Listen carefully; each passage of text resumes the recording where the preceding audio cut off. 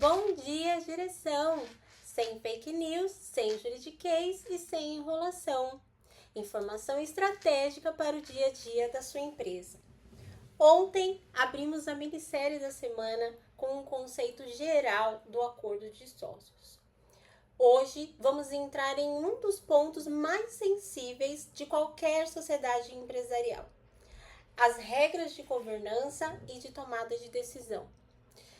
Imagine uma empresa com 2 sócios, cada um com 50% do capital. Um quer expandir para um novo mercado, o outro não. Nenhum dos dois tem maioria para vencer. A empresa para. Esse cenário tem um nome no direito societário: deadlock. E ele é mais comum do que se parece. Empresas paralisam, contratos não são assinados, oportunidades passam, e tudo isso porque não existem regras claras de como deliberar quando os sócios divergem. O acordo de sócios existe, entre outras coisas, para evitar exatamente isso. A primeira ferramenta da governança é a reunião de sócios. Toda decisão relevante da empresa deve passar por uma reunião formal, com convocação adequada, geralmente com pelo menos 8 dias de antecedência, pauta definida, registro em ata.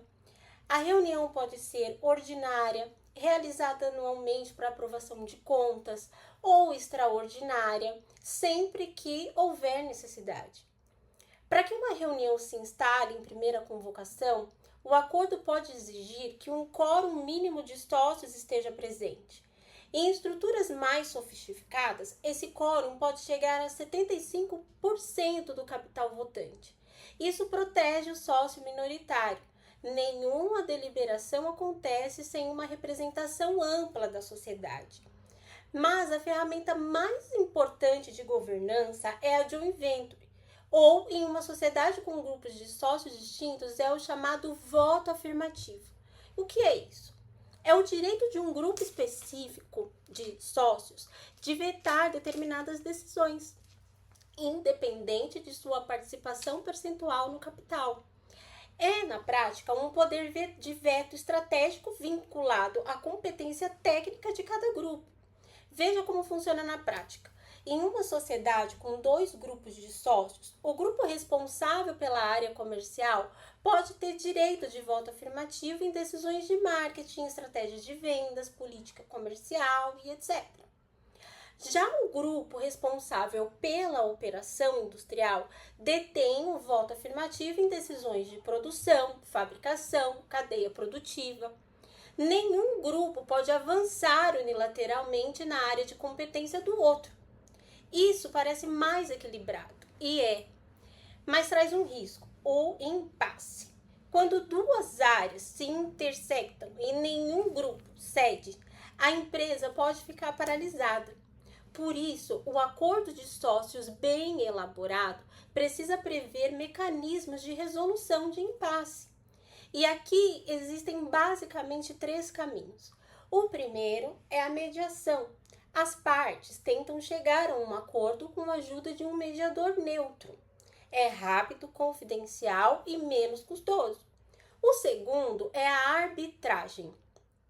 Se a mediação não funcionar, o conflito vai para uma decisão arbitral, composto por especialistas em direito societário que proferem uma decisão vinculante.